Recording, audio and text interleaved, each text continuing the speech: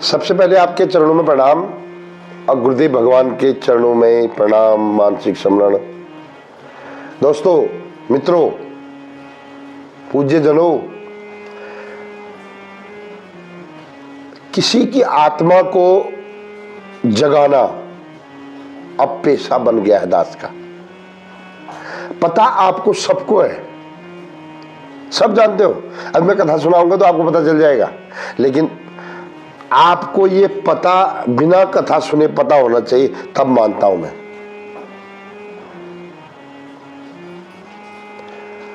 आज की कथा अगर आपकी समझ में आ जाएगी तो आपके सामने किसी स्त्री का अपमान होता हुआ आप नहीं देख पाओगे। अगर आप इंसान हो तो, हम लोग इंसान है तो चाहे मर जाएंगे, लेकिन किसी भी धर्मी के आगे हमारे बहन भाइयों बहन बेटियों की इज्जत खराब नहीं होगी अगर यदि मेरे जैसा आदमी ऐसी मोटिवेशनल बातें करेगा तो। त्रेता युग में चले जाते हैं। ब्रह्मा जी के पुत्र हुए कश्यप। कश्यप की कई पत्नियां थी, धर्म पत्नियां। एक पत्नी का नाम था वृंदा, सती वृंदा, जिसके दो पुत्र थे, एक गरुड़ एक अरुण। अब गरुड़ जी भगवान विष्णु के ड्राइवर हैं और अरुण जी भगवान सूर्य के ड्राइवर हैं। पता होना चाहिए हमको, सनातनी हम हिंदू कहते हैं, हम हिंदू को अपने शास्त्रों के बारे में नॉलेज होना चाहिए। अब इस गरुड़ के दो पुत्र थे, नंबर 1 जटायु, नंबर 2 संपाति। और भी होंगे, लेकिन मैंने दोनों के बारे में पता किया, ज्यादा नहीं, क्योंकि कथा रामायण से जुड़ी है। अगर सच बताना ईमानदारी से, आप किसी रोड में चल रहे हैं, मर्द है आप, स्त्री भी है, तो अगर आपके सामने कोई स्त्री का अपहरण हो रहा है या किसी स्त्री का अपमान हो रहा है, आप क्या करोगे? चुप जाओगे? आज तक छुपने वाली मानसिकता रही होगी, तो ये कथा सुनकर कोई नहीं छुपने वाला है।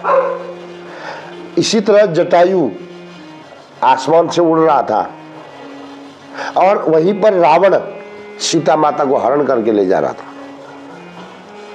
जटायु लड़ा रावण से, लास्ट दम तक लड़ा और लास्ट में रावण ने चंद्रहास खड़क, भगवान शिव जी का वरदान था उसको, उस खड़क के, उस तलवार के हाथ में होने से तुझे कोई नहीं हरा सकता। पर एक गरुड़ और जटायु ये सब भक्त थे भगवान के, पक्षी थे लेकिन भक्त थे। आज इंसान भक्ति करने में थोड़ा सा शर्माता है, मॉडर्न समझता अपने आप को, लेकिन वो ये पक्षी भी जो है भक्त थे, और भक्त होने की वजह से सीता जी को बचाने के चक्कर में अपने प्राणों की बलि दे दी और झट से नीचे गिरा। लेकिन किस्मत देखो, उसी रास्ते से भगवान राम और लक्ष्मण आ रहे थे।